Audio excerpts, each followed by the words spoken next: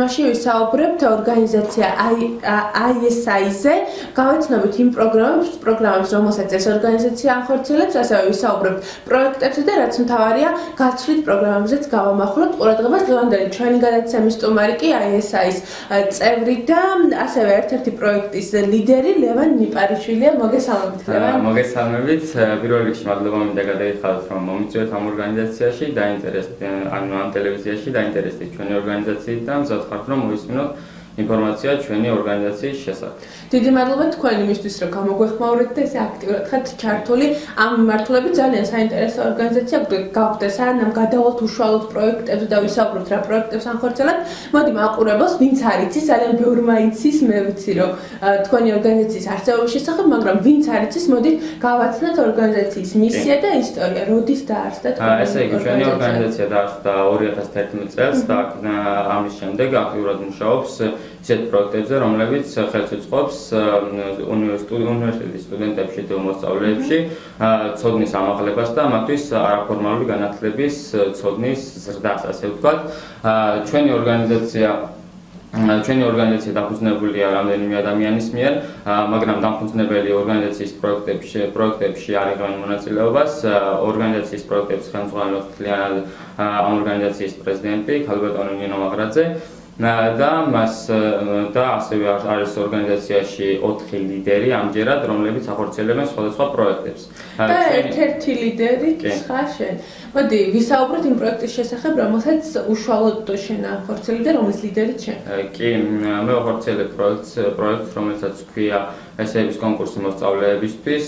აქ მონაწილეობას იღებენ მე-9-დან მე-12 კლასის ჩათვლით მოსწავლეები. ეს კონკურსი იქნება ქართულ ენაზე და გაიმართება 2 ეტაპად, რომ პირველ ეტაპზე მონაწილეობას მიიღებს დაახლოებით 30-40 მოსწავლე, რომლებიც დაწერენ 2 მიცემული ესედან ერთ-ერთს სურვილისამებრ. შემდეგ კი კომპეტენტიური რა თემას ეხება უშუალოდ ეს? ანუ ამ ესეების სათაური არის კონფიდენციალური, არ იციან მონაწილეებმა სანამ მივლენ. ეს არის ორიენტირებული ახალგაზრდების რაღაც შემოქმედებითობაზე და ასევე ცოდნაზე, რამდენად კომპეტენტურები არიან რაიმე საკითხებში. ანუ როდესაც პირველ ტურში შემდეგ გამოვლინდება 10 გამარჯვებული, შემდეგ კი მეორე ტურში ეს გამარჯვებულები დაწერენ მითითებულ ესეს და აქედან გვეყოლება 3 გამარჯვებული, რომლებიც მიიღებენ პრიზებს ჩვენი პარტნიორი ორგანიზაციებისგან. ძალიან საინტერესოა და ალბათ აქტიურად შეერთობიან ამ ყველაფერში სკოლის მოსწავლეები და მაინტერესებს მხოლოდ სკოლის მოსწავლეებზე არის ეს გაფრული თუ სხვა საკუთრივ ჯგუფსაც. ესეების კონკურსს ჩვენი ორგანიზაცია ატარებს რამდენიმე წელია უკვე. წინა წლებში ჩატარდა ეს კონკურსი სტუდენტებისთვის, ახლა კი ეს კონკურსი კონკრეტულად ტარდება მხოლოდ მოსწავლეებისთვის, შემდგომში შეიძლება შეიცვალოს. მაგრამ ახლა ძირითადად მოსწავლეებს. ანუ აქცენტი ძირითადად მოსწავლეებზე გაქვთ გაკეთებული. მაინტერესებს თქვენი პარტნიორი ორგანიზაციები, ვიცი რომ ყავთ პარტნიორი ორგანიზაციები და მოდი ამის შესახებ უფრო დეტალურად ვისაუბროთ. კი, ჩვენი პარტნიორი ორგანიზაციების შესახებაც გეტყვით, კონკრეტულად მაგალითად ესეების კონკურსზე ყავს პარტნიორები, მაგალითად ოქსფორდ ჰაუსი პირველ ადგილზე გასულს გადასცემს 4 თვიან ინგლისური ენის კურსის ვაუჩერს. მეორე ადგილზე გასული დაჯილდოვდება ფოტოსესიის ვაუჩერით ფოტოსტუდია ნიკომარისგან და ასევე წიგნებს მიიღებს წიგნის მაღაზია ნოველასგან. ხოლო მესამე ადგილზე გასულს გადაეცემა ტრენაჟორების ვაუჩერი Absolute Gym and Fitness-ისგან. ასევე ჩვენ სხვა პარტნიორებიც გვყავს სხვა პროექტებში, თუ დაინტერესდებთ ამის შესახებ. რა თქმა უნდა, უშუალოდ ვისაუბროთ პარტნიორების შესახებ, რომელიც თქვენს ორგანიზაციასთან თანამშრომლობს სხვადასხვა პროექტებში. კი, ჩვენს პროექტებს ყავს მრავალი სპონსორი, შეიძლება ითქვას. ესენი არიან ძირითადად მაგალითად ენების კურსის რამდენიმე სპონსორი ყავს, ასევე სხვა სპონსორები არიან ისეთი მაგალითად ნატახტარი, წყლები ყავს და ამ შემდეგ. ანუ აქტიურად არიან ჩართული ტექნიკის მაღაზიების და სხვადასხვა ორგანიზაციების არიან ჩვენი პარტნიორები და აქტიურად არიან ჩართულები რათა მოსწავლეებს მისცენ საშუალება და ასევე мотивация, რომ უფრო აქტიურად ჩაერთონ ჩვენ პროექტებში და შეიძინონ გარკვეული ცოდნა. ძალიან მნიშვნელოვანია ასეთ თქვენს ორგანიზაციასთან თანამშრომლობა როგორც პარტნიორის სახით, იქიდან გამომდინარე, რომ უფრო მეტი мотивация ექნებათ ამ შემთხვევაში ახალგაზრდებს. მოდი ვისაუბროთ ახალგაზრდების ხმაზე კონფერენციაზე, რომელიც სტარტდება, ძალიან საინტერესო კონფერენციაა, რომელმაც ძალიან დიდი დაინტერესება გამოიწვია ახალგაზრდების მხრიდან. უშუალოდ რას მოიცავს ეს კონფერენცია და რას? ეს კონფერენციაც ტარდება ესების კონკურსთან ერთად 15 ნოემბერს ტარდება ორივე. ეს ეხება ანუ ახალგაზრდებისთვის აქტუალური თემებს ეხება, რომელიც თანამედროვე ახალგაზრდებს აქვს. ესენია არის სუიციდი, ლუდომანია და მსგავსი თემები, რაც ძალიან აქტუალურია სტუდენტებში და ასევე მოსწავლეებშიც. ანუ მე-11-მე-12 კლასის მოსწავლეები და სტუდენტები იღებენ ამ კონკურსში მონაწილეობას და გამარჯვებულებსაც საინტერესო პრიზები გადაეცემენ. ნამდვილად აქტუალური თემებია, რომელიც ეხება ახალგაზრდებს და დარწმუნებული ვარ, რომ დაინტერესება იქნება ახალგაზრდების მხრიდან. მე მაინტერესებს უშუალოდ გაცვლითი პროგრამები და მოდი დეტალურად ვისაუბროთ ამ თემის შესახებ. ძალიან ბევრ არჩევანს გთავაზობს ამ მხრივ თქვენი ორგანიზაცია, საგანმანათლებლო დაწესებულება და ახალგაზრდებს, სტუდენტებს განსაკუთრებით დაინტერესებს, იმიტომ რომ ყველას ძალიან დიდი სურვილი აქვს, რომ მიიღოს მონაწილეობა.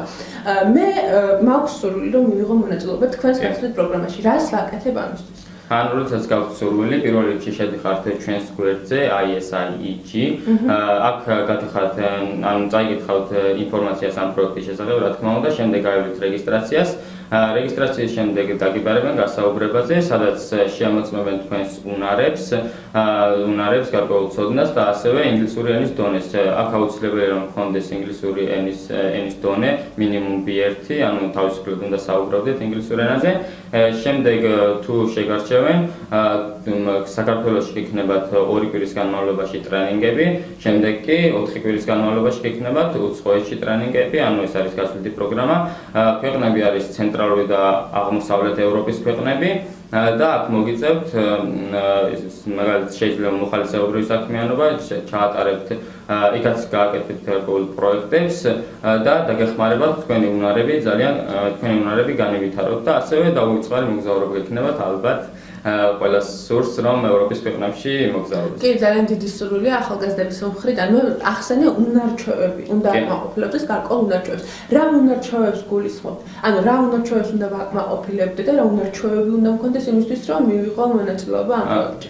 კარგით, უნარჩვევებს რაც შეეხება, ანუ აქტიური ახალგაზრდები იღებენ ამ პროექტში მონაწილეობას, გვჭირდება ისეთი ახალგაზრდები, რომლებიც გახსნილი არიან ცოდნისათვის, არიან ძალიან აქტიური აქვთ კომუნიკაციის უნარები, სხვა ადამიანებთან ურთიერთობა, ასევე ჩვენ გვჭირდება მოლაპარაკების უნარები და ასე შემდეგ.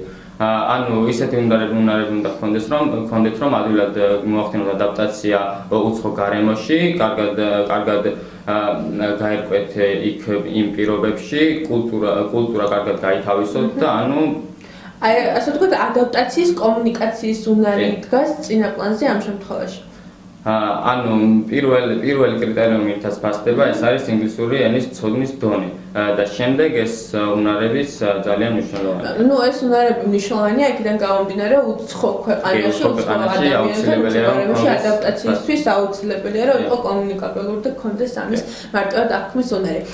ლევან, მაინტერესებს, ჩვენ უკვე ვისაუბრეთ ამ უნარჩვევებზე და ვისაუბრეთ იმაზე, რა გვჭირდება, რომ მივიღოთ ამ პროგრამაში მონაწილეობა, მაგრამ მნიშვნელოვანია ასევე ფინანსური მხარე და თქვენი პირობები. ამ შემთხვევაში თქვენი პირობები როგორია ორგანიზაციაში? ანუ ჩვენი პირობები ასეთია, თანხა გადასახდელი არის 600 ლარი, პროექტის ღირებულება არის 600 ლარი, მაგრამ ეს არ ითვალისწინებს მგზავრობას საქართველოსთან უცხო ქვეყანაში და უცხო ქვეყნიდან დაბრუნებას საქართველოში. ანუ ეს 600 ლარი რას მოიცავს? ანუ რას უზრუნველყოფს ეს 600 ლარი? თანხა მოიცავს საცხოვრებელს და იქ კვებას და სხვა ხარჯებს. ანუ პირველი 200, ანუ ეს პროექტი ტარდება 2 ეტაპად.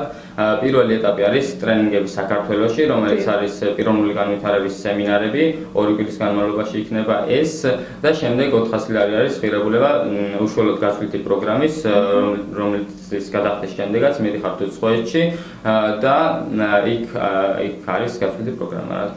ასაკობრივი ჯგუფი მან ინტერესებს, ვის შეუძლია მონაწილეობის მიღება. გასაგებია რომ სტუდენტებს აქვთ ამის საშუალება, მაგრამ ვინც არ არის სტუდენტი და უკვე დაამთავრა, თუ აქვს იმის ანუ მონაწილეობის შეხება არ შეუძლიათ მონაწილეობის მიღება არ შეუძლიათ მოსწავლეებს, ხოლო სტუდენტებს და კურსდამთავრებულებს რაც შეეხებათ, შეუძლიათ მონაწილეობის მიღება, მაგრამ აქ ასაკობრივი შეზღუდვაა 18-დან 29 წლამდე უნდა იყოს ახალგაზრდა. გასაგებია, ახსენე ის, რომ რამდენ ხანს გრძელდება ეს უშუალოდ გასვლითი პროგრამა. ყველა სტანდარტულად თქვა 4 კვირას მოიცავს თუ არის გასვლითი პროგრამა გრძელდება 6 კვირა, 2 კვირა იქნება საქართველოში, 4 კვირა იქნება საზღვარგარეთ. ანუ ეს არის სტანდარტი ყველა სურველი 4 კვირის განმავლობაში მიემგზავრება საზღვარგარეთ. იქ უკვე იქ რა საკეთებ, როცა ჩადიხარ თქვა გასვლითი პროგრამით, იქ თუ არის თქვა დამატებითი სამუშაო და იქ არის ძირითადად მოხალისეობრივი საქმიანობა, ახორციელებთ რაიმე პროექტებს, აცნობთ ჩვენ ეს აქედამი არის დაგეგმილი ეს პროექტები თუ იქ უკვე იქ უნდა მოიგეგმო და ანუ ეს პროექტები საქართველოში არ იგეგმება, ეს პროექტები ამ პროექტებზე მუშაობა უკვე საზღვარგარეთ ხდება უშუალოდ. შენ თავად თუ ყოფილ ხარ გასვლით პროგრამაში მონაწილე? არა, მე გასვლით პროგრამაში არ მიმიღია მონაწილეობა ჯერჯერ. კარგი, გასაგებია. მოდით გადავიდეთ ტრენინგების თემაზე. მე მაინტერესებს თქვენ ატარებთ სხვადასხვა თემებზე ტრენინგებს, ყავთ საერთაშორისო ტრენერებიც და მოდით ვისაუბროთ რა კრიტერიუმების მიხედვით არჩევთ თემებს. რამდენად აქტუალობიდან გამომდინარე და ძირითადად რა თემებს ეხება თქვენი ტრენინგები? გეტყვით, ჩვენ ტრენინგებს ვაკეთებთ აქტუალურ თემებზე, რა თქმა უნდა, რომლებიც აწუხებს მოსწავლეებს თუ ახალგაზრდებს. ჩვენი ნებისმიერი პროექტი ორიენტირებულია უშუალოდ აქტუალურ თემებზე. ჩვენ ამისთვის ვატარებთ კვლევას და კვლევის საფუძველზე ვირჩევთ უკვე თემას. კვლევის საფუძველზე ვირჩევთ თემას და შემდეგ ვატარებთ ამაზე ღონისძიებებს. მე მაინტერესებს ყველაზე აქტუალური თემა კვლევის შედეგად.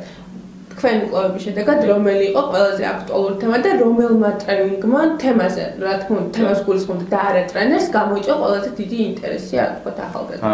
ანუ ჩვენი თემები ეს რაც შეეხება, ესენია მაგალითად мотиваცია, სამსახურის ნაკლებობა სტუდენტებისთვის, ასევე დროის მენეჯმენტი და ასე შემდეგ. ამ მხრივ ჩემი აზრით, ჩემი მეოთხე კონგრესი, რომელიც ეხებოდა мотиваციას, დროის მენეჯმენტს და საქმეების ნაკლებობას და ჩემი აზრით ამან დაანახა იქ მყოფ ადამიანებს უფრო დაანახა უკეთესად ეს პრობლემები და უფრო იაზროვნეს ამ პრობლემის გადაჭრის გზებზე კი. ანუ ტრენინგები ძირითადად იმ თემებზე არის, რაც რეალურად გვაწუხებს ახალგაზრდებს დასაქმების პრობლემა, ასევე მნიშვნელოვანია мотиваცია, წარმატების გზა და ასე შემდეგ. მოდით ვისაუბროთ მიმდინარე პროექტებზე, რა პროექტებს ახორციელებთ ამ ეტაპზე და რა ტრენინგები არის დაგეგმილი. მე ვიცი, რომ ძალიან საინტერესო ტრენინგებს გეგმავთ ახლა მომავალში. კი, მიმდინარე პროექტი, ორი უკვე გითხარით, ეს არის ახალგაზრდების ხმა კონფერენცია და ასევე ესების კონკურსი მოსწავლეებისთვის. შემდეგი არის სტუმარია ISI-ში, რომელიც დიდი ხანია ხორციელდება ჩვენს ორგანიზაციაში. ეს გულისხმობს, რომ დაახლოებით 2 კვირაში ან 1 კვირაში ერთხელ მოყვავს ცნობილი ადამიანი, რომელიც ისაუბრებს სტუდენტებისთვის აქტუალურ თემაზე. მაგალითად, ახლა დაგეგმილია გურამ შეროზიას სტუმრობა, რომელიც ისაუბრებს მისი თემა სათაური ასეთია, გასაუბრება, გამოცდა თუ გამოცდილება, რომელიც აქტუალური თემა ახალგაზრდებში და ვფიქრობ ძალიან დაინტერესდებათ მას. ეს სამი პროექტი და კიდევ ერთი პროექტი ხორციელდება ახლა ჩვენი ორგანიზაციის მიერ, ესაა მოსწავლეებისთვის არის ეს პროექტი, მაგრამ ეს მის შესახებ ინფორმაცია ჯერჯერობით კონფიდენციალურია და ამას გაიგებთ ახლა მომავალში. ანუ უახლოეს მომავალში გახდება ცნობილი ეს ყველაფერი. მე ასევე მაინტერესებს ISI-ის წევრობა. რა უნდა გავაკეთოთ? ეხლა გვისმენს მაყურებელი და გაუჩნდება სურვილი, რომ გახდეს თქვენი წევრი. რა ეტაპი უნდა გავიაროთ იმისათვის, რომ მოხდეთ ISI? ISI დროდადრო აცხადებს ხოლმე წევრების მიღებას. ამჯერად ორგანიზაციაში არის დაახლოებით 30-40 წევრი. ზოგი აქტიური წევრია უკვე და ზოგი ჯერ არ გამხდარა სრულიად წევრი, კანდიდატები არიან.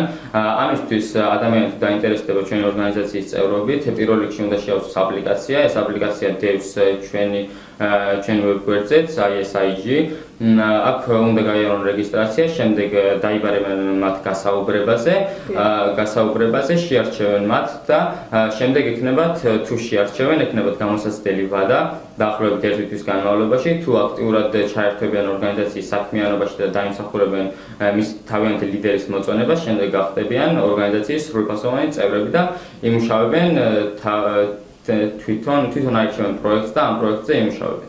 ანუ უშუალოდ უნდა ჩაერთონ აქტიურად სხვადასხვა პროექტების განხორციელებაში და შესაძლებელია იყვნენ ასევე პროექტის ინიციატორები. კი, პროექტის ინიციატორები ოღონდ როდესაც გახდებიან წევრები, მაშინვე ვერ იქნებიან. ანუ გარკვეული პერიოდი უნდა გავყო. კი, ჯერ უნდა მიიღონ მონაწილეობა ლიდერთან ერთად პროექტის დაგეგმვაში, შემდეგ კი შეიძლება თუკენ რომ გახდნენ პროექტის ინიციატორები, პროექტის ლიდერები და საკუთარ გუნდთან ერთად იმუშაონ ამ თემაზე. ძალიან კარგი, დიდი მადლობა გაიცანში სტუმრობისთვის, წარმატებას გისურვებთ და მე მომავალ შეხვედრამდე გამშვიდობებით დროებით.